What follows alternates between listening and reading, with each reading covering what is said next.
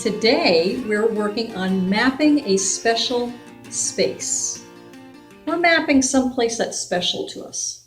Could be your kitchen, could be your own bedroom, it could be your schoolroom, it could be a park that you're used to going to, somewhere that means something to you and that you have experience with. So let me show you a map that I did, and then I'm just going to do one so that you can see it in action.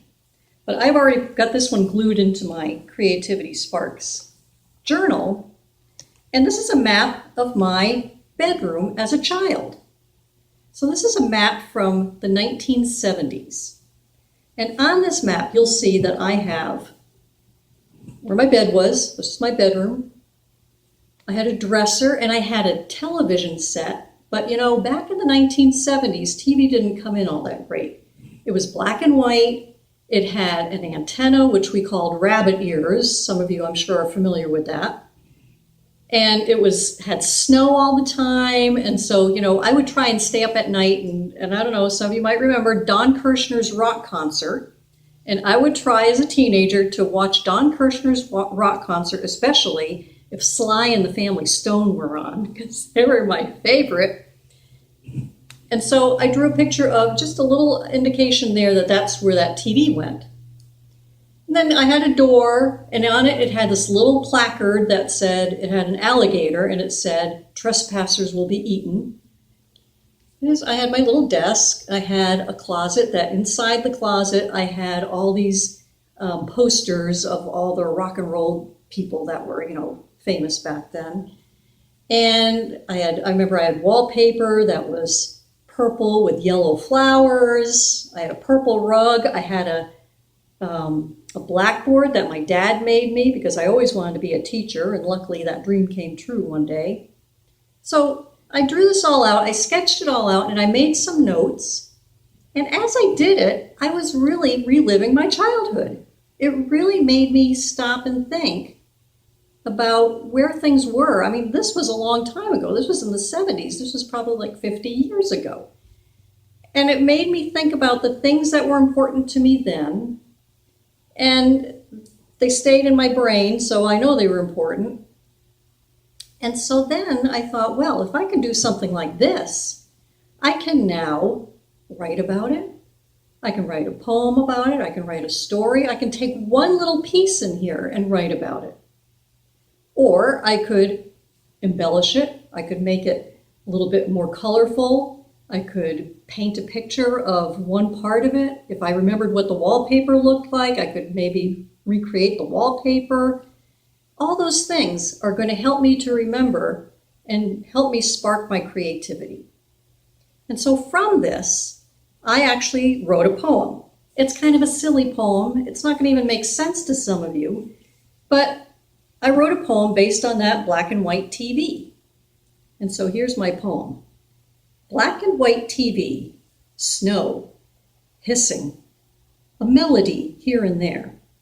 In between, snow, hissing. Move those rabbit ears. Clearer now. In between, snow, hissing. We are everyday people. And that was my poem. I mean, We Are Everyday People was a song by Sly and the Family Stone. So that's why I added that in there. But it's not perfect. It doesn't have to be. But it felt good to write that. And it really, for me, it brings back my childhood. So you can do anything like this with a place that is really important to you. It can be anywhere in your house, anywhere that you can think about. It can be outside too. And so I thought today I would make a map of a really special place to me. I'm going to be using my drawing paper today. And I'm going to use you could use a pencil, you could use a good old kneaded eraser if you make a mistake. But today I'm going to just go all in, all for it, and I'm going to use a black marker. So if I make a mistake, who cares? It's my memories and it's my map. So I'm going to draw on my white paper, I'm going to draw one of my favorite places, which is Vista Point at Jordan Lake. And to me, this is a really important place because this is the place that I like to go with my husband, Bill, and we like to go and relax. And we will go over a few nights a week when it's open and go and just sit and watch the lake. And so I'm thinking about what that looks like. And I'm really pondering in my mind, what do I remember? I haven't been there in a while. So what do I remember about the lake? I know that it has a crescent beach. And then at the end of that crescent beach is a driveway. And that's where we can put our kayaks in. So I'm going to draw a little kayak there. And it's usually a lot of people on the beach. So you know what? I'm just going to put little dots. Doesn't have to be anything real artistic. Just something to get me thinking about it. There's trees for shade. There's a little barbecue here and there. So I'm going to draw a barbecue.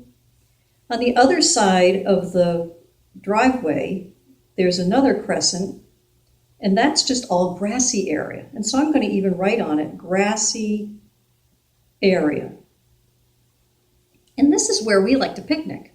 And so we'll have maybe a little blanket out, a checkered blanket, and we'll have food on that. And we'll have our friends Amy and Laura and their dog Rocky will come and join us. And so we might have a couple of chairs here and there.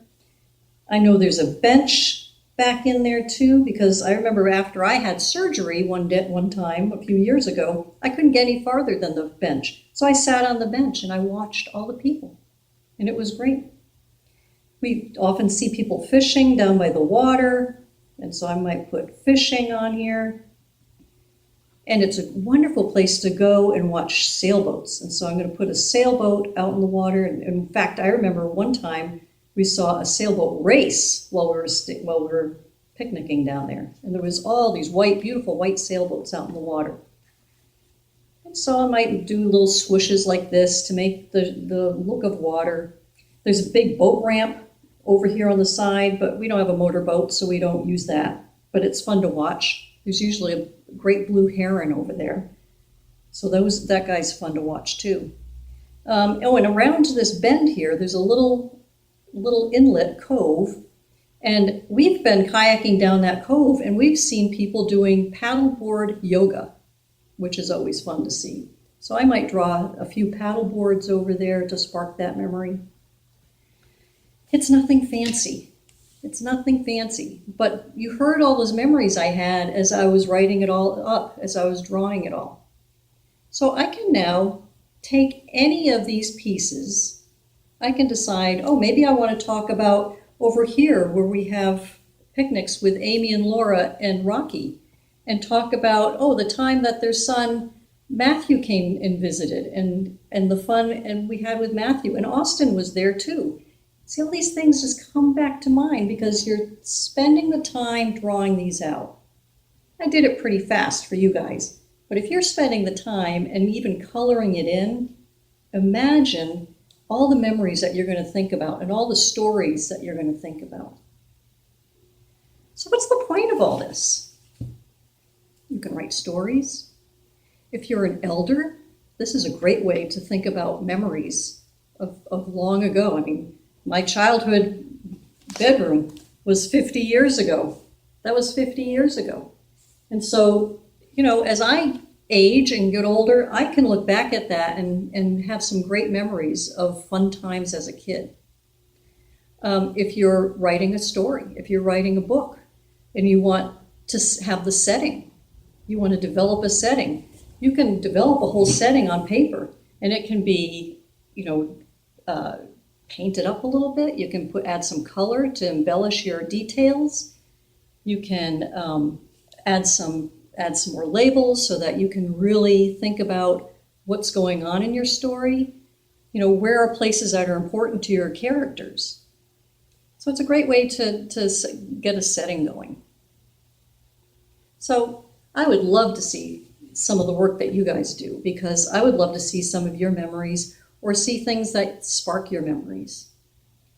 I have some art to share today. I have a piece of art here that a student of mine, her name was Evelyn, made, and it's not quite a map like I was drawing, but it's sort of a map. It's all the details of my classroom. And I actually have this hanging up in my art studio right now because I still have this chair. But this was exactly how my blackboard and my homework assignments were over here. And when we would study stories, we laid it out like that. And so this is sort of a map to me. It's a thing to bring back a lot of memories.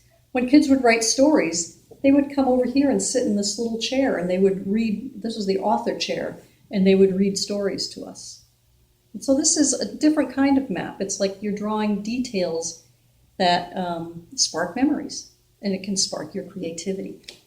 So I would love for you to send me at barbara@wildsart.com things that you're working on. I would love to see it. So let's think about now also where we're finding art. Have you been looking for it? Have you been looking to see where you notice art? I thought about that a lot today before I came here, and I thought, boy, art is everywhere for me. I see it everywhere. But something really special hit me on my drive here. When I was driving through downtown Pittsburgh to get here, I was stopped at a stoplight, and there was a man out in front of the dance studio, and he was playing violin.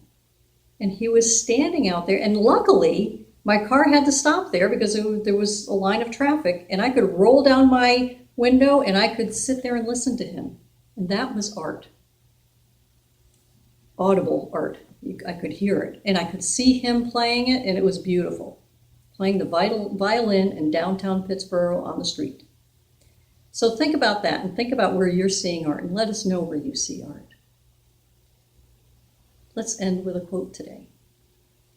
This is a quote by someone not too famous. Her name is Barbara Hengstenberg, and that's me, but it's my quote, and so listen carefully. Take creativity one step at a time. Practice and make it a daily habit. Spend at least 5 minutes a day writing or drawing or creating art.